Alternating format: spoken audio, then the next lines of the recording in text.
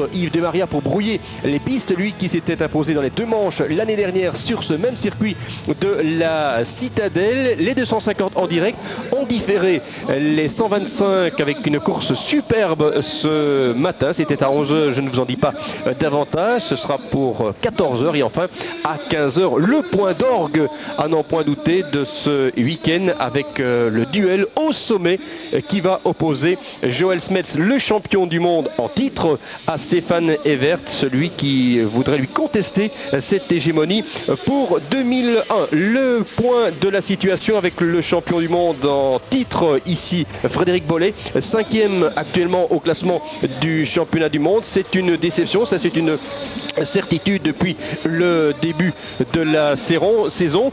Pete Beirer, que vous avez également, un Allemand qui voudrait brouiller les pronostics, même s'il n'occupe que la 7e place pour l'instant. Son meilleur résultat, eh bien vous le voyez, c'était l'Espagne lors du premier Grand Prix de la saison.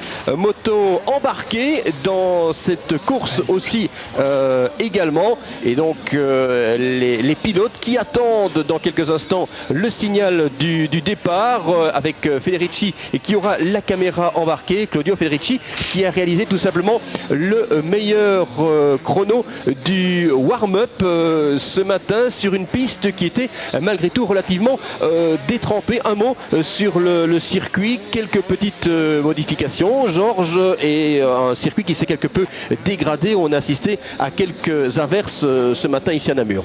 Ben oui, c'est-à-dire qu'ici à Namur, on sait que c'est un circuit très spécial, c'est un circuit qui est à travers les bois, et donc forcément à travers les bois, il y a des racines, il y a toute une série de différentes, je dirais, natures de sol, et c'est ce qui, je dirais, c'est ici la spécificité de Namur. C'est vraiment très technique, et avec les averses qu'il y a eu ce matin, forcément le circuit s'est un petit peu dégradé et sera d'autant plus technique pour les pilotes et les dépassements.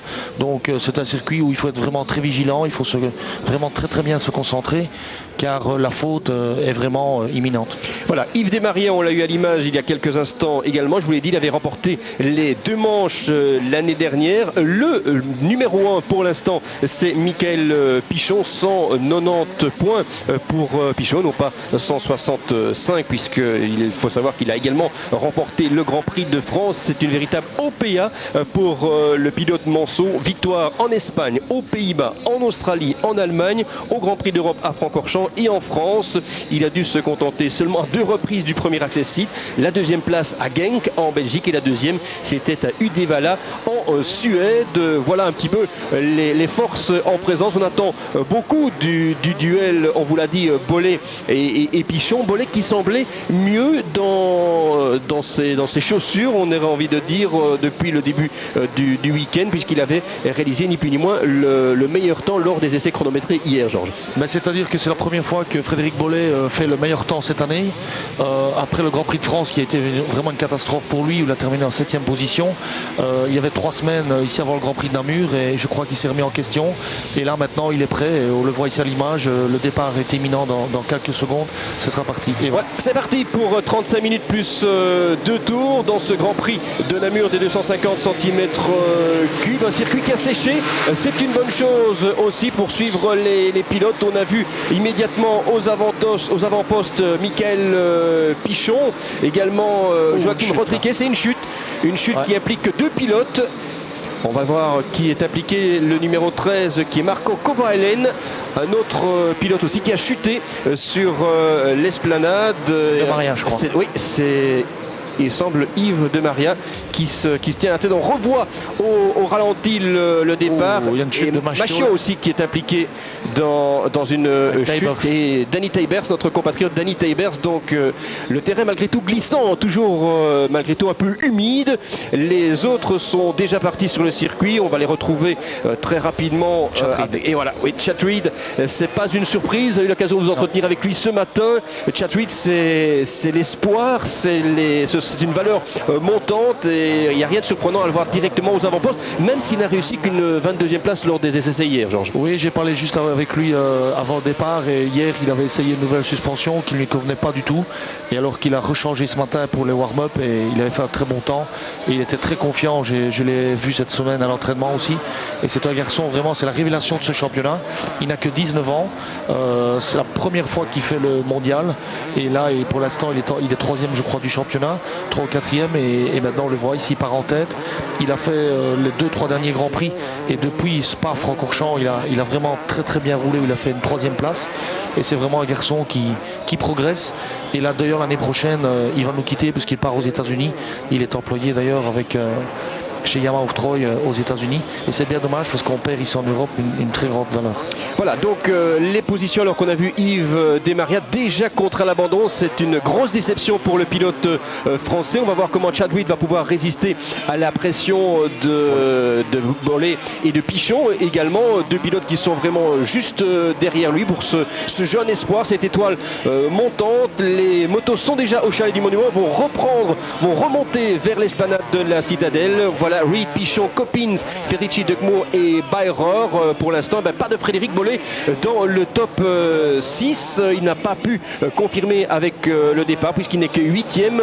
L'excellente disposition affichée lors des essais. Crocart 10e seulement, Thierry Klutz en 11e position. Voilà pour le temps intermédiaire. Et voici Bollé qui remonte. Il vient de pas dépasser 2 pilotes d'affilée. Je crois qu'il se retrouve ici maintenant. On voit Pete Bayror à l'image. Et je crois que c'est Frédéric Bollé qui est derrière lui. Voilà, Pete Bayror le numéro 3, Bollé le numéro 1. Et juste derrière, Joaquim Rodrigues, le pilote portugais. Les positions après le premier tour, Reed, Pichon, Coppins, Joshua Coppins, les Néo-Zélandais, Ferici, je vous l'ai dit, qui avait été le plus rapide au warm-up ce matin, Decmour et Pete Bayror, avec déjà des écarts relativement importants pour un pilote comme Bollé, mais c'était déjà 12 secondes à compléter d'entrée de jeu, alors que l'on revoit le départ et l'excellente envolée de Michael Pichon, mais Chad Reed, lui, vole là, oui, par l'extérieur, c'est impressionnant, Georges. Ouais, un très beau freinage, il a fait tout l'extérieur, étant donné qu'il avait fait que le 22e temps, donc il était mal placé sur la grille de départ et il a fait un excellent je dirais freinage et il a pu contourner Michael Pichon par l'extérieur et on le voit ici, c'est lui qui mène le rythme et il roule très vite puisqu'ils ont déjà tous les deux 6 secondes d'avance sur la 3e position qui est Coppins et on le voit bien ici, il est vraiment à l'aise Chad Reed, parce qu'ici à Namur il faut savoir que bon, c'est très glissant. Comme ça, à l'image, ce n'est pas facile à déceler, mais c'est un sol hyper glissant. C'est un peu comme du verglas. On les voit ici tout en travers. Et c'est pas évident et c'est pas facile. Donc voilà, on voit ici le double saut de la descente. Michael Pichon qui négocie les ornières. C'est pas facile. Il faut prendre ses repères le premier tour. Et alors, voilà, on voit déjà l'avance. On voit plus personne derrière lui.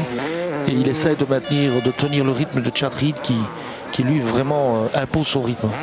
Ok, Michael Pichon, donc actuellement en 2e position derrière Chad Reed, le pilote australien. Ses meilleurs résultats, des 3e places. Récemment, malgré tout, c'était au Grand Prix d'Europe à Francorchamps et en Suède également. Donc une bonne surprise que ce pilote australien, et comme vous l'a dit Georges Aubé il y a quelques instants, qui quittera l'Europe pour les États-Unis pour tenter sa chance. Belle bagarre également entre Pichon et Coppins.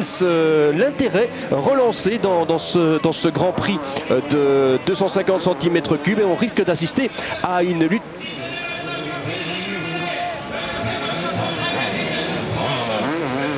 Absolument, bonjour François, nous sommes en 250 cm3.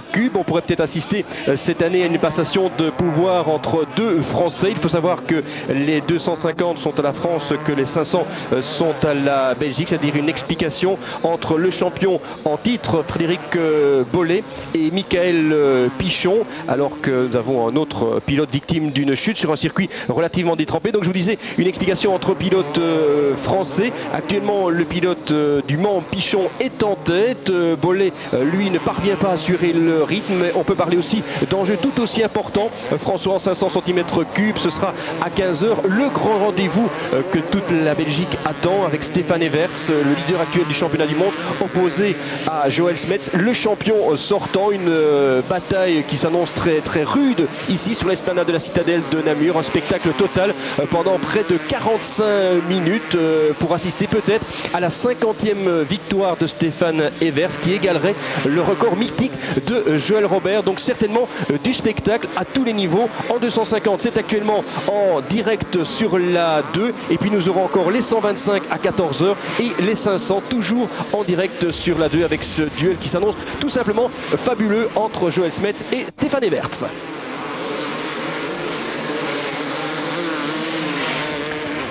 Voilà, nous sommes à nouveau de retour sur la 2 après cette petite insert pour le journal télévisé. On revient sur la course après 2 tours. Toujours Reed devant Pichon, Coppins, Federici, Bollé en 5e position, Decmo 6e, 7e Bayreur. Finalement, une course limpide, mais on sent de plus en plus Pichon qui met la pression sur Chatrit, Georges. Ben, comme je l'ai dit tout à l'heure, je crois que Pichon est en train d'étudier un petit peu les trajectoires. Il regarde où Chatrit passe.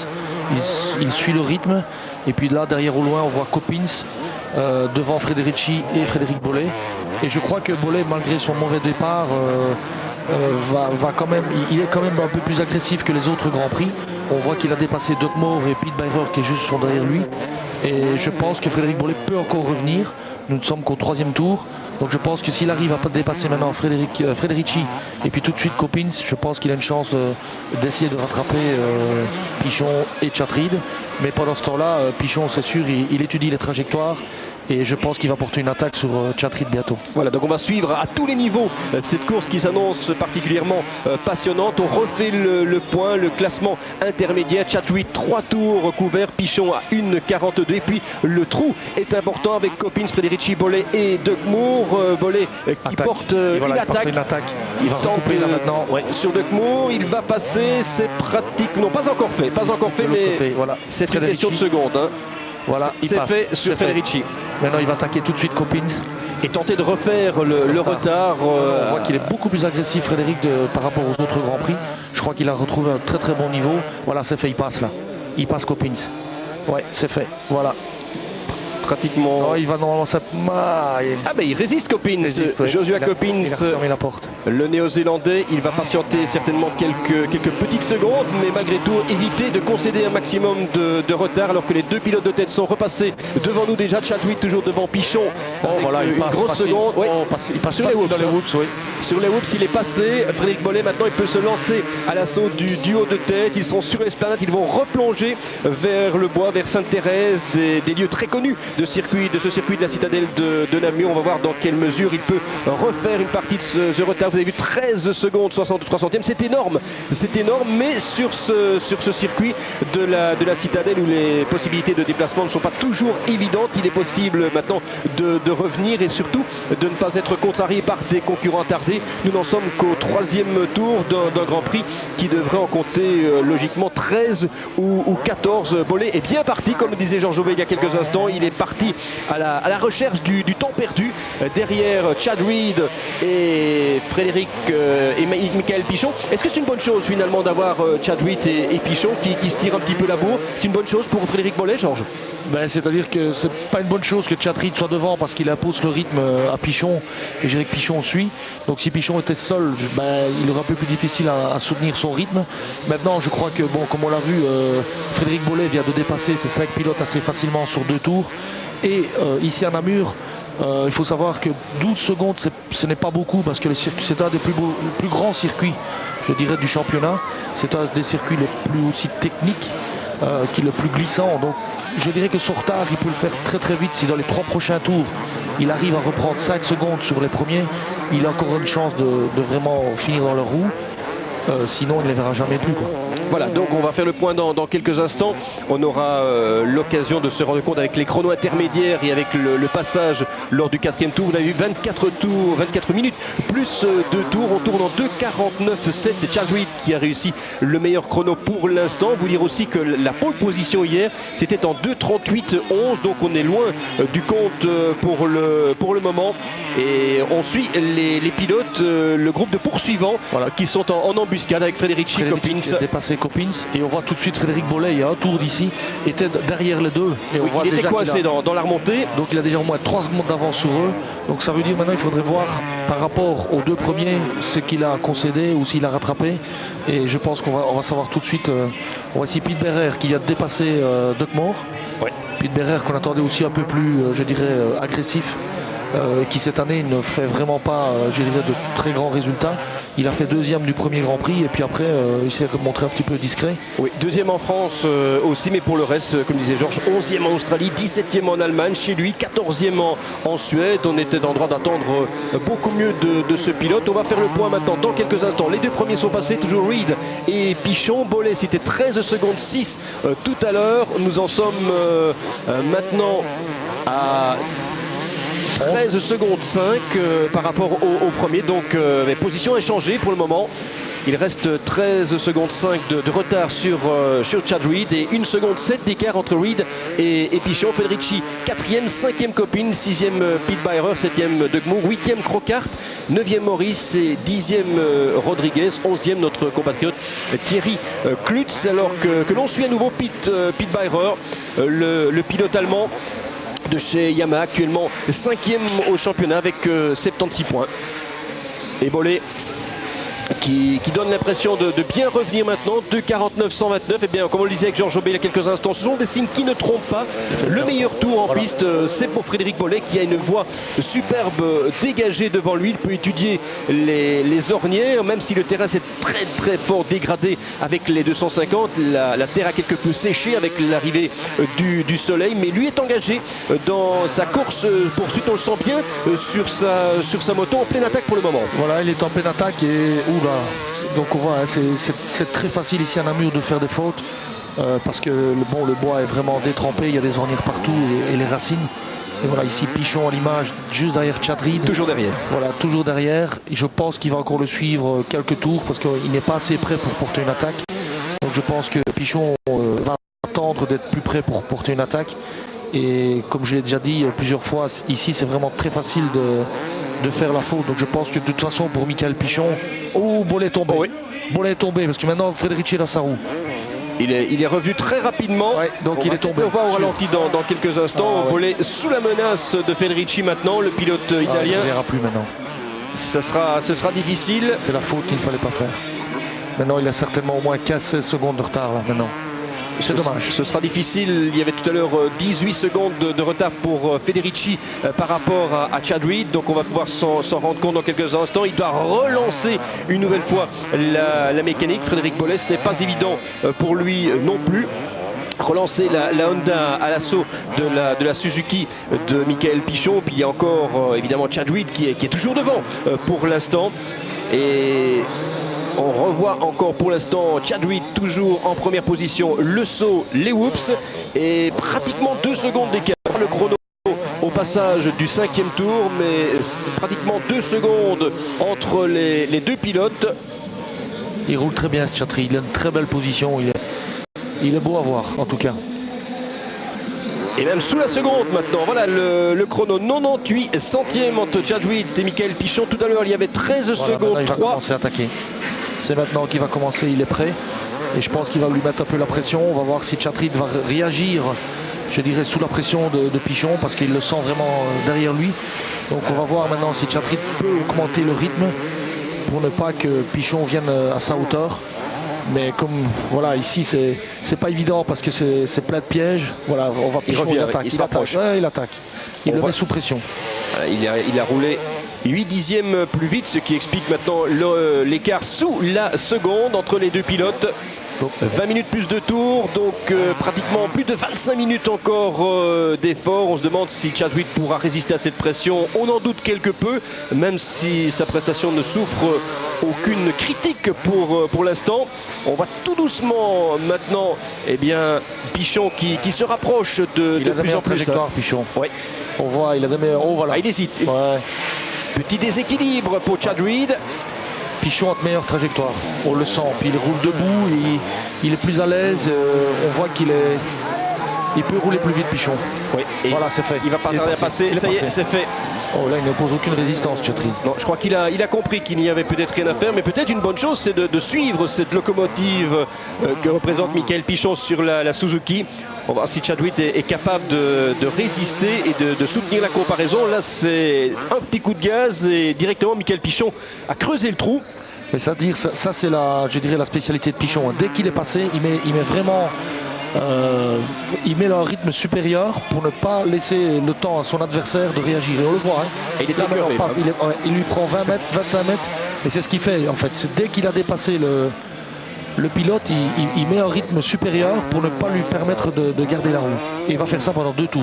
Et puis après, il va contrôler. Voilà, on va voir le déroulement tel que nous le présente Georges Jobé.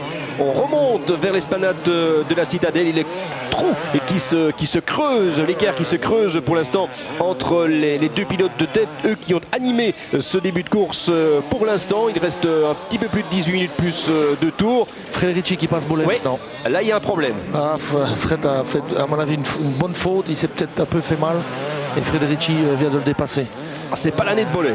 Non, c'est pas l'année de Frédéric Bollé qui accumule les contre-performances, beaucoup de chutes également, 6e seulement au Grand Prix de France, 6e en Suède, il avait terminé 2e en Allemagne et en Europe, mais pas la moindre victoire pour le champion du monde en titre. On va voir s'il peut tenter de garder le contact et surtout... Il va le reprendre, il va le reprendre. Sur les whoops peut-être encore. Voilà, c'est fait. Il va le reprendre, je pense qu'il va le redépasser, il pourrait le recouper là maintenant. Il attend peut-être encore quelques instants. Les positions, voilà, après 6 tours, Pichon, Reed, Frédérici à 17 secondes, Bollé à 18, Coppins à 20, Pilbairer à 23. Et puis nous avons après Doug Moore, Crockart, Morris pour le top 10. Et Bollé qui ne parvient pas à revenir tout de suite sur Claudio Frédérici. Et pourtant Frédéric Bollé est plus rapide, quoi. Il a fait le meilleur temps en course. Et on voit maintenant que même Pichon et Chatrid tournent 1 à 2 secondes plus doucement que lui tout à l'heure. Donc il a, je sais pas, il a peut-être un problème. En tout cas, devant Chatrid et Pichon impose un rythme. Mais si Chatrid arrive à lui tenir la roue pendant 2 tours, ça se pourrait encore que Chatrid refasse, je dirais, la différence sur Pichon. Voilà, on peut considérer aussi que Frédérici lui fait une bonne saison. Ça, c'est une certitude. Il a terminé 5e du mondial 250 en 2000. Et depuis le début de la saison, il affiche malgré tout une certaine régularité.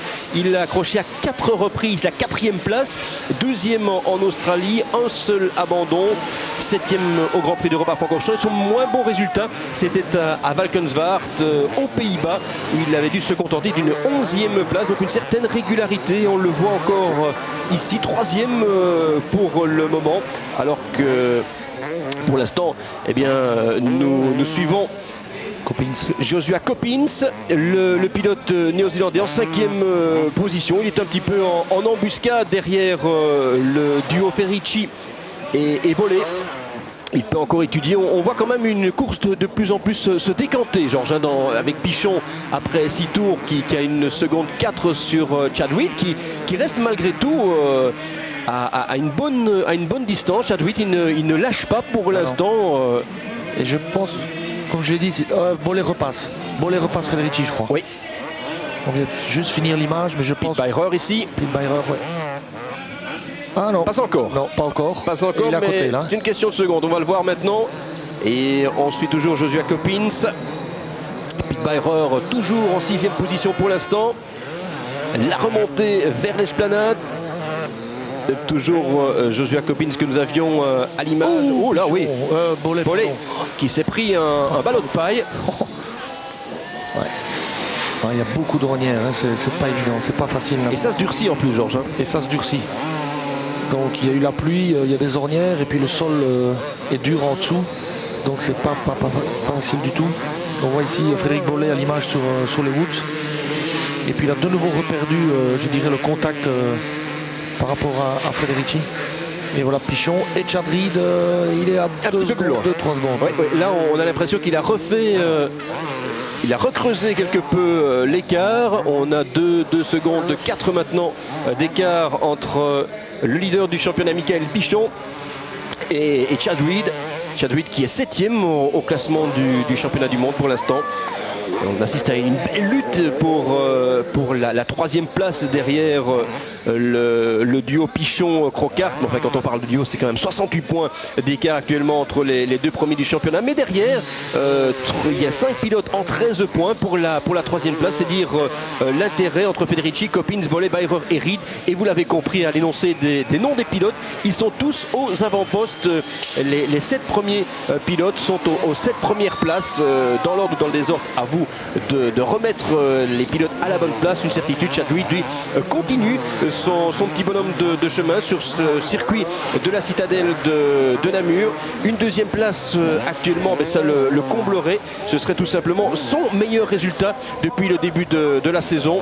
Il essaye de maintenir l'écart à 2 secondes 8, mais on peut se dire aussi que pour l'instant, eh bien, ni Federici, ni a fortiori Bollé, que vous avez vu quelque peu déséquilibré alors qu'il a heurté un ballon, ne sont capables de résorber une partie du retard. Donc bonne prestation de l'Australien qui reste à 2 secondes, 2 à 3 secondes maintenant. Et Bollé vient de reperdre 2 places encore.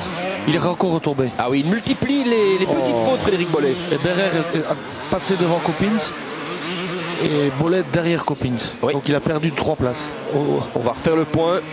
Alors qu'il redescend là vers le chalet du Monument, le point le plus bas de ce circuit de la citadelle de Namur. Bollé qui va tenter de revenir. C'est un spectacle à lui tout seul.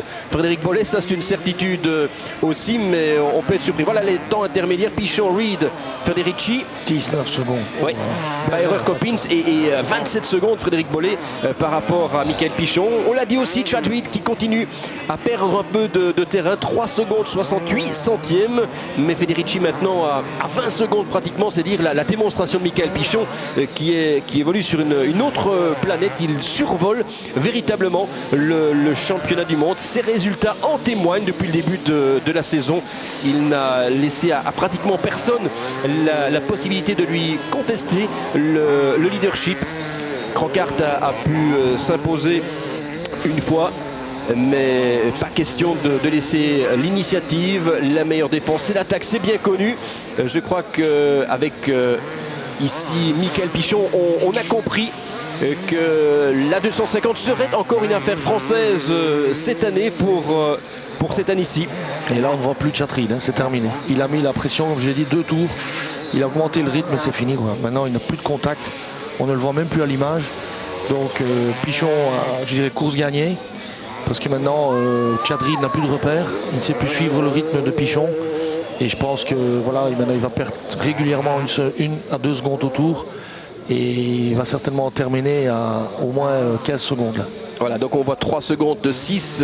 Ce que Chad Reed doit faire maintenant, c'est rester concentré pour garder cette 2e place derrière l'inaccessible Michael Pichon. Il n'y a pas d'autre mot. Il reste pratiquement 15 à 16 minutes de course. 10 minutes 50 plus 2 tours. On l'a dit, Michael Pichon le plus rapide maintenant. Le tour le plus rapide, ce n'est plus Frédéric Bollé. Ça aussi, ça ne surprendra personne. 2,48 621. Donc il a augmenté son rythme. Et Beirer qui revient sur Federici.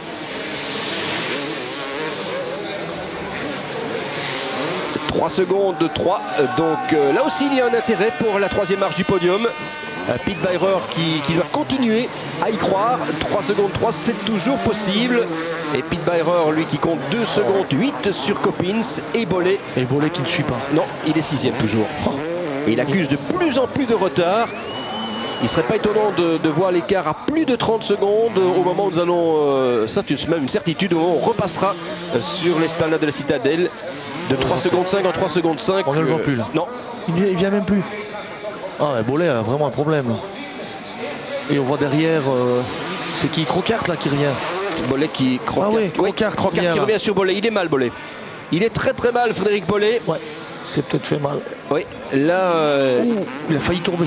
Il est au bord du déséquilibre. Gordon Crockart qui peut en profiter pour revenir progressivement.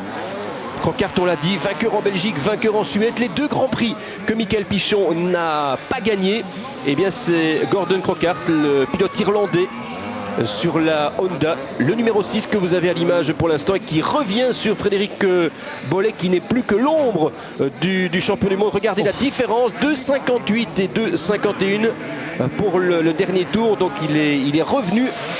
Il a refait plus de 6 secondes de retard, Gordon Crockart, pour se rapprocher maintenant de la 6e place. C'est 6 secondes d'écart entre Pichon et Reed. On a véritablement l'impression maintenant que la messe est dite pour la première et la 2e place.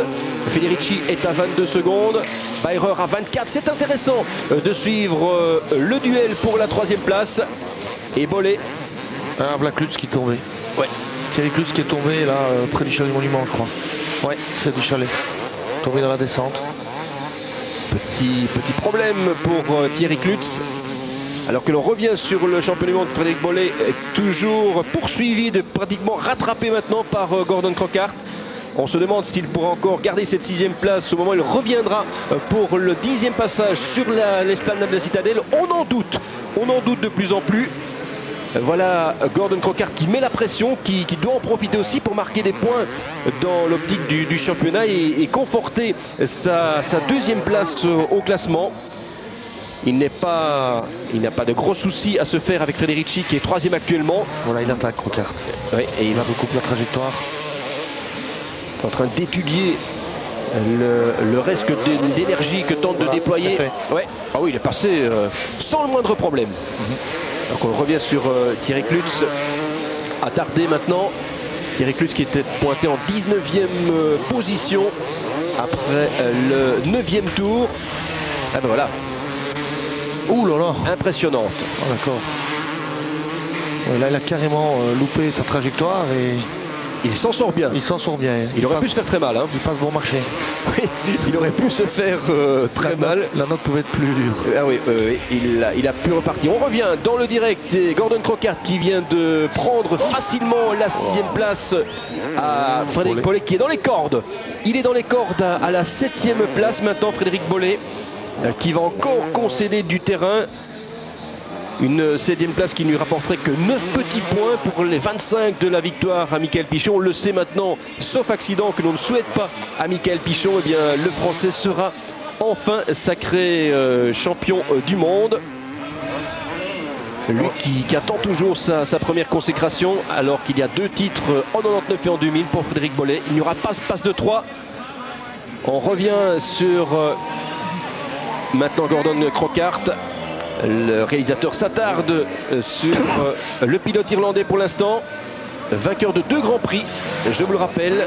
La Belgique c'était à Genk et la Suède il y a un mois. Oh, une chute là. Une chute maintenant. Ouais. Ah ben décidément, les pilotes qui se reçoivent... oui, Damien Denil, notre compatriote qui est au sol avec la Kawasaki. Damien Denil qui avait réussi le 21e temps lors des essais qualificatifs. Retour maintenant sur le leader de la course, 10 tours de couvert, 6 secondes 3. L'écart est stabilisé avec Chad Reed, c'est ce qu'on pressentait tout à l'heure. Federici toujours en 3e position à 21 secondes. Toujours lui sous la menace de Pete Bayer. Il y a moins de 2 secondes d'écart. Copine 5, 6 Crockart et 7, mais à 47 secondes maintenant. Vous avez bien entendu Frédéric Bollé complètement largué. Il n'y a pas d'autre mode dans ce Grand Prix de Namur. 9e manche de la saison. Ici on voit Federici en 3e place avec Pete Bayer dans sa roue. C'est encore, je dirais, la seule bagarre qu'il y a dans la course. Mais on voit que, bon, je pense que Pete Bayer ne suit pas assez près Federici pour le dépasser. Et il fait énormément de fautes, on le voit ici, assis. Et il ne prend pas vraiment les bonnes trajectoires pour pouvoir attaquer Federici. Et on voit la moto de Pete Bayer aller un petit peu gauche et droite, un peu dans tous les sens. Mais il reste 10 minutes de course, donc il garde le contact pour le moment, Georges. Donc tout reste possible. Hein. mais il faut qu'il roule beaucoup plus propre pour pouvoir dépasser Federici. Parce qu'il est trop loin là pour pouvoir porter une attaque. Ouais, il a oh là là là là. Limite déséquilibre. Oh. C'est pas une leçon de pilotage. Non, c'est pas à suivre et appliquer dans les écoles de pilotage de motocross. On revoit au ralenti. Voilà. De gauche et de droite. Pete Beirer c'est un pilote très spectaculaire et il roule toujours à la limite. Il est toujours à la limite. C'est vraiment sur le fil. Et bon, pour le spectateur et pour le téléspectateur, c'est pas mal. Ouais. C'est bien pour les yeux, mais c'est pas efficace. Voilà, donc les positions après le 10e tour, donc la 7e place de Frédéric Bollé. Pour l'instant, à 47 secondes du leader, 4 minutes plus 2 tours. Donc 10 minutes de course, pratiquement 9 à 10 minutes encore avant de connaître l'issue de ce Grand Prix de Namur qui ne semble plus faire aucun doute. Ça, c'est pratiquement une certitude tant eh bien, Michael Pichon a survolé pour l'instant ce Grand Prix. Il a étudié les trajectoires de Chad Reed pendant quelques minutes. Il a porté une attaque en champion qu'il est, en grand dominateur de la catégorie quart de litre depuis le début de la saison. Il s'envole vers une nouvelle victoire cette année dans ce Grand Prix. C'est la 7e. 7e victoire pour Michael Pichon après l'Espagne, les Pays-Bas, l'Australie, l'Allemagne, l'Europe, la France. Chez lui, il s'est imposé, il a là aussi écœuré tous ses adversaires. Federici et Pete Beirer actuellement à la lutte, 1 seconde, 2 dixièmes d'écart entre les deux pilotes pour l'instant. Pichon, lui, a porté son avantage à 9 secondes sur Chad Reed, toujours en 2e position, le pilote australien de la Kawasaki. Beirer, 4e, 5e Copine, 6e Crocard, 7e Bollé maintenant, qui est sous la menace de Doug Moore, de Colin Doug Moore, tout simplement. C'est dire le calvaire qu'endure le champion du monde en titre sur ce circuit, qui sera aussi, on vous le rappelle et on vous fixe d'ores et déjà rendez-vous, le 30 septembre, le théâtre du motocross des nations. On en reparlera dans quelques instants en compagnie de Joël Robert. Georges Robert, on l'aura tout l'après-midi. Joël Robert, qui est le manager de l'équipe des Nations, que nous avons rencontré hier pour une interview, pour faire le point avec lui sur le motocross des Nations, sur ses 50 victoires en Grand Prix. Mais je ne vous en dis pas davantage. On en retrouvera Joël Robert dans quelques minutes. On reste avec le direct, 11 tours couverts, on vous l'a dit, et l'écart de plus en plus important. Mais voilà, donc on voit ici à l'image Pete Beirer toujours qui essaye de suivre, je dirais, Federici. Et s'il ne soigne pas un peu mieux ses lignes, il n'arrivera jamais à le dépasser. Et je voudrais faire une petite parenthèse parce que sur le classement ici qu'on voit sur notre écran, on voit Salminen, le numéro 72, qui est en 12e position. Il faut savoir que ce garçon est champion du monde d'enduro. C'est un enduriste il a été champion du monde 2 fois en 125, il est en tête du championnat du monde 250 en enduro. Et il participe à son premier Grand Prix aujourd'hui en motocross. Et il faut vraiment souligner un coup de chapeau parce que pour que Salminen vienne en Grand Prix et se permettre de marquer des points, eh bien vraiment c'est un gros coup de chapeau. C'est vraiment formidable ce qu'il fait. Alors une 12e place qui... Oui, non, tout à fait, une parenthèse qui méritait d'être dite, avec une possibilité de marquer 4 points. Ces 4 premiers points en mondial. Beirer qui se rapproche de plus en plus de Federici. Dans la remontée maintenant, il devrait peut-être porter une attaque. Ce n'est pas encore fait, mais maintenant l'écart est infime entre les deux pilotes, alors qu'il reste 50 secondes plus de tours. Donc il restera 3 tours à couvrir. 3 tours pour permettre peut-être à Pete Beirer de prendre l'avantage sur le pilote italien et pour aussi se rapprocher de la 3e marche du podium. Les deux autres sont déjà très loin. 12 tours couverts pour Pichon. Chad Reed, 2e à 9 secondes 4. Federici et Pete Beirer à 22 et 23 secondes. Maintenant, il y a tout simplement 827 millièmes d'écart entre les deux pilotes. Mais je pense que Pete Beirer, s'il doit vraiment dépasser et qu'il veut, je dirais, prendre un rythme supérieur, il risque de se retrouver à terre. Parce qu'il prend vraiment trop de risques. Et si j'étais à sa place... J'assurerais la 4e place. Moi j'assurerais la 4e place parce que... Pas dans votre tempérament ça, Georges. Le mien non, mais bon. Là lui vraiment comme je le vois rouler là, il va rester 2 tours. Et s'il veut passer, il doit prendre vraiment des risques. Voilà, on va étudier ce duel, on va suivre ce duel attentivement pour l'intérêt tout simplement de la troisième place. Enfin, il revient, il joue un petit peu à l'élastique. Hein.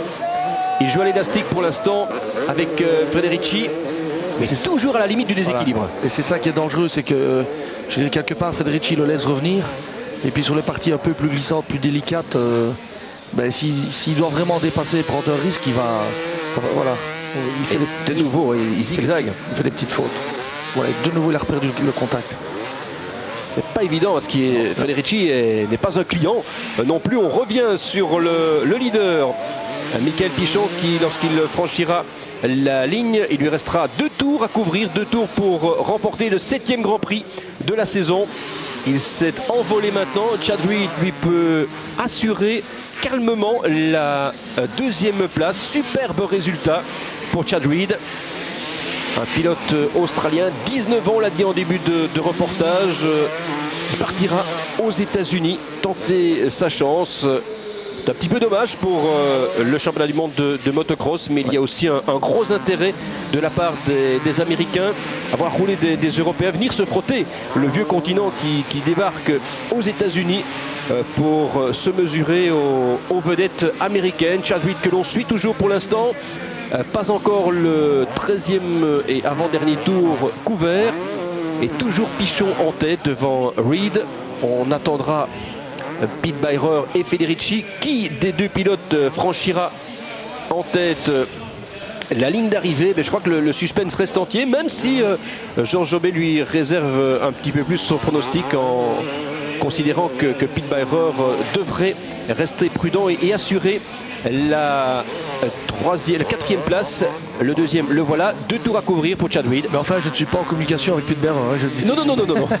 Nous avons coupé les GSM et autres possibilités de communication avec la piste. Tout se fait en direct et sans filet, donc il n'y a pas de raison que nous ne prenions pas aussi quelques risques. Il faut se mouiller. Ils sont toujours l'un devant l'autre. Federici devant Beirer pour l'instant. Toujours ces 8/10 d'écart. Mais Chad Reed, là, il est en train de prendre un rythme. Il reste 2 tours. On ne l'a pas noté certainement qu'il avait 11 secondes d'avance. Mais je pense qu'il devrait penser à rouler quand même les 2 derniers tours, parce que Federici et Beirer imposent vraiment un rythme supérieur et il risque de revenir. Ah voilà, Beirer il est passé. Il est passé. Il est passé, Pete Beirer. Donc 3e position pour Pete Beirer ici dans ce Grand Prix de Namur. Eh bien, il faut savoir qu'il avait terminé 3e aussi l'année dernière en faisant 2 et 4 dans les 2 manches, donc égal à lui-même. Crockart lui sera beaucoup plus loin. Federici avait terminé 4e, Copine 5e. C'était Desmaria, on l'a dit en début de reportage également, qui s'était imposé, mais il attaque. Hein. Il veut absolument profiter de cet avantage pour creuser un petit écart au moment d'aborder le dernier tour. Et de nouveau, le déséquilibre. Ça, c'est la signature de Pete Beirer. Ouais, mais c'est bien à voir et c'est bon pour les images. On voit Federici qui décroche déjà un petit peu. Je pense que si Federici veut lui mettre la pression, mais ce ne sera pas difficile que Pete Beirer fasse vraiment la grosse faute. Voilà, l'écart est creusé pour l'instant, donc il faudrait une faute de Pete Beirer pour que la 3e place lui échappe dans ce Grand Prix de Namur. Beirer qui a creusé un petit écart.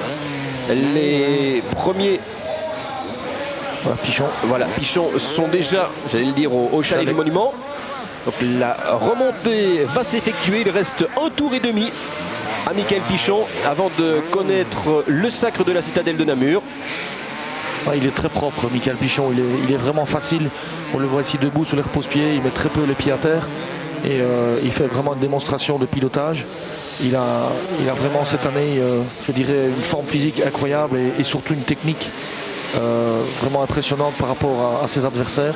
Et il maîtrise bien son sujet cette année, parce que l'année passée il avait fait une grosse faute, mais là il a, je pense, bien préparé cette année 2001 et je pense qu'il est vraiment sur le point d'être champion du monde cette année. Là il faut vraiment une grosse catastrophe pour qu'il ne le soit pas.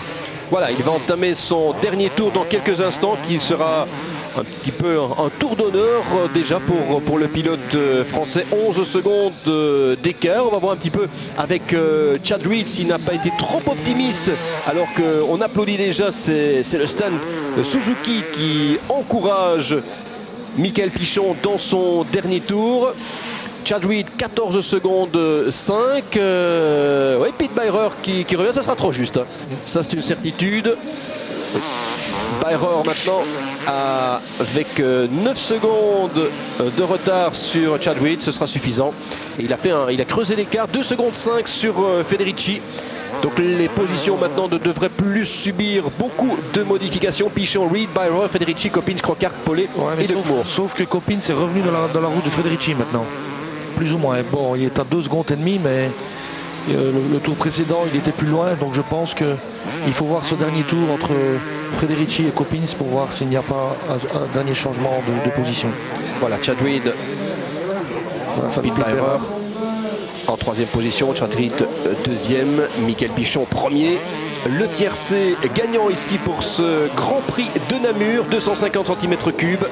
Une excellente répétition générale pour la plupart de ces pilotes que l'on retrouvera dans les équipes nationales pour disputer le motocross des nations le 30 septembre, où la Belgique est en train de briser l'hégémonie américaine qui avait été encore particulièrement brillante l'année dernière à Saint-Jean-d'Angély en France, où nous étions également en direct. Nous le serons encore le 30 septembre ici à la Citadelle pour vous faire vivre un moment particulier que ce motocross des nations, se retrouver sous la même bannière pour défendre les couleurs de son pays. Chad Reed, lui, devrait être présent également. Ça, on ne pourrait pas imaginer qu'il ne fasse pas partie de l'équipe australienne. Voilà, dernier passage au Chailly Monument, applaudi. Le monde est venu, le point déjà levé pour Michael Pichon qui a pu véritablement sauter toute pression. Sylvain Gebours qui est évidemment particulièrement heureux de la victoire de Michael Pichon. C'est toute l'équipe Suzuki qui va s'imposer ici. Il est véritablement très à l'aise, pratiquement au ralenti. Hein, maintenant, Michael Pichon pour l'arrivée sur l'esplanade. Il fait signe aux spectateurs, tout à fait décontracté. Il peut terminer à l'aise en roue libre et remporter cette 7e victoire de la saison. Superbe démonstration du pilote Manceau. Les derniers whoops, très à l'aise. Il peut lever le bras, se retourner juste pour la forme. Le numéro 2 qui sera bientôt le numéro 1. Michael Pichon, autoritaire, vainqueur de ce Grand Prix de la Citadelle de Namur. 15 tours couverts. Et Chad Reed qui finit son meilleur résultat. Meilleur résultat depuis le début de la saison. Sylvain Gebours félicité évidemment. Et Pete Beirer qui se retourne. Un petit winning pour Beirer, très satisfait aussi. C'est une manière aussi pour lui de se dire bien que c'est son meilleur résultat après l'Espagne et la France. Il avait terminé 2e, donc ça lui permet aussi de revenir un peu dans le coup. Pete Beirer, donc Pichon remporte ce Grand Prix de Namur. 2e Chad Reed à 12 secondes. 3e Pete Beirer. 4e Federici. 5e Joshua Coppins. 6e Gordon Crochart. 7e Frédéric Bollé. 8e Doug Moore. Et puis nous avons encore en 15e position Danny Tybers, Peter Even 16e et Thierry Klutz en 19e position. Michael Pichon félicité par ses adversaires et qui peut déjà rejoindre la zone d'interview. Nous allons prendre congé de vous dans quelques instants pour une petite page de publicité alors que l'on revoit les meilleurs moments, les meilleurs ralentis de ce Grand Prix 250 cm3. Une page de publicité, puis nous aurons comme invité Joël Robert pour une interview que nous avons réalisée hier qui nous parlera du record mythique des 50 victoires qui pourrait, le conditionnel est toujours de mise cet après-midi, être égalé par Stéphane Evers qui totalise 49 succès en Grand Prix, toutes cylindrées confondues évidemment. Et tout cela en 10 ans de carrière. Et puis Joël aussi, Joël Robert abordera le motocross des nations, un motocross des nations qui lui tient particulièrement à cœur. Ce sera le rendez-vous du 30 septembre. On revoit l'arrivée des pilotes, une piste qui s'est quelque peu dégradée, mais malgré tout qui n'a pas provoqué trop de chutes. On retrouve quelques-uns des animateurs. Joshua Coppins, ici on a vu Frédéric Bollet juste auparavant, les animateurs de ce Grand Prix 250, Bollet encore, Federici pour les dernières images de ce Grand Prix. Pete Beirer qui finalement a bien joué le coup pour terminer sur la 3e marche du podium derrière Chad Reed et l'inaccessible Michael Pichon. Voilà l'arrivée du vainqueur, Michael Pichon sur l'esplanade de la Citadelle. Dernier passage et il franchit en vainqueur pour la 7e fois cette saison la ligne d'arrivée, véritablement au PA de la part de ce pilote. Et Chad Reed, un autre, 19 ans, l'espoir du motocross aussi. Chad Reed, alors que Michael Pichon peut lever les bras au ciel. Il a remporté le Grand Prix de la Citadelle de Namur. Une page de publicité, Joël Robert, et puis on se retrouve à la Citadelle de Namur pour les 125 cm3. A tout de suite. Joël Robert, c'est un dimanche particulier pour vous puisqu'entre